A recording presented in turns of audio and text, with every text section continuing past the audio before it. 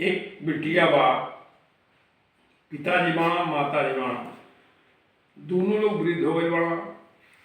बिटिया सियान हो गई बा, ओकर शादी करे के बा। पिताजी ओकर शादी कईल चाहत हवन। बिटिया अपने पिताजी के घर छोड़ के कैसे जा, यही पर ये गीत के आप लोग सुनल जा। अरे कैसे के घर छोड़ जाइए माई बाबूजी, हम ही अकेले औलाद। ओ कैसे के घर छोड़े जाइए माई बाबूजी, हम ही अकेले औलाद। बूढ़ दोनों जनी भैला, बूढ़ दोनों जनी अब होई गईल।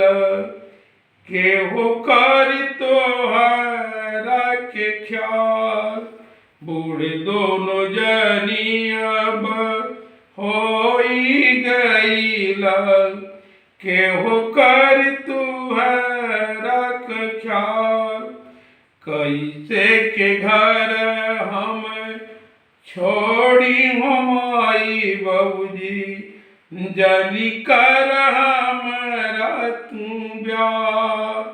ओ कैसे के घर हम छोड़ी हो माई बाबूजी, जानी कर हमरा तू ब्याह।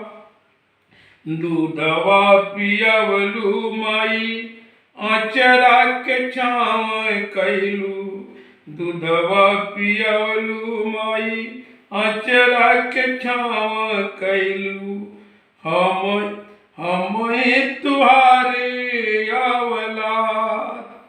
ओ कैसे के हम छोड़ी जाई हो माई बाबूजी, कैसे के हम छोड़ी जाई हो माई बाबूजी, हम ही अकेले औलाद। बूढ़ भइल माई बाबूजी, हाथ गोड़ कांप ताटे। बूढ़ भइल माई बाबूजी, हाथ गोड़ कांप ताटे। सेवा हम करबे तुहार, रहब घर हम अब माई हो बाबूजी, रहब घर हम अब माई हो बाबूजी। लेब तोर चरण आशीर्वाद।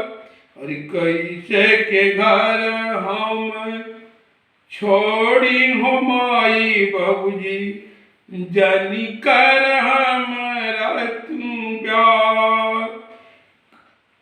कैसे के घर हम छोड़ी हो माई बाबूजी, जानी कर हमरा तू ब्याह। कुछ बूढ़ दोनों जनी भैला, बूढ़ दोनों जनी भैला अब, बूढ़ दोनों जनी अब होई गईल। केहू कर तुहरा के ख्याल। तो पिताजी का कहतना अपनी बिटिया के एक सुनल जा। अरे सुन सुन सुन हो बेटी सुन, बात है वो सुन, मानिल तू बात हमार। ओ सुन हो बेटी सुन, बात हमरो सुन, मानिले बात हमार।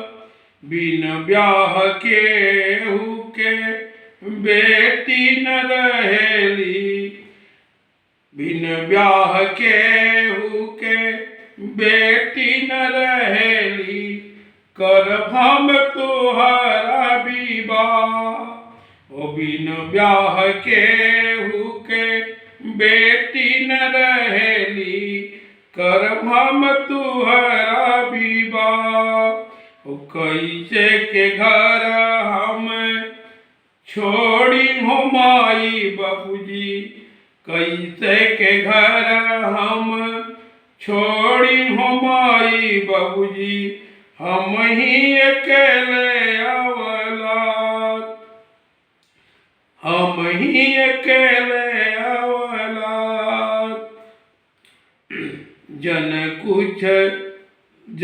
कुछ कहा बेटी, जन कुछ कहा तू, जन कुछ कहा बेटी, जन कुछ कहा तू, करब हम तुहरा क ब्याह।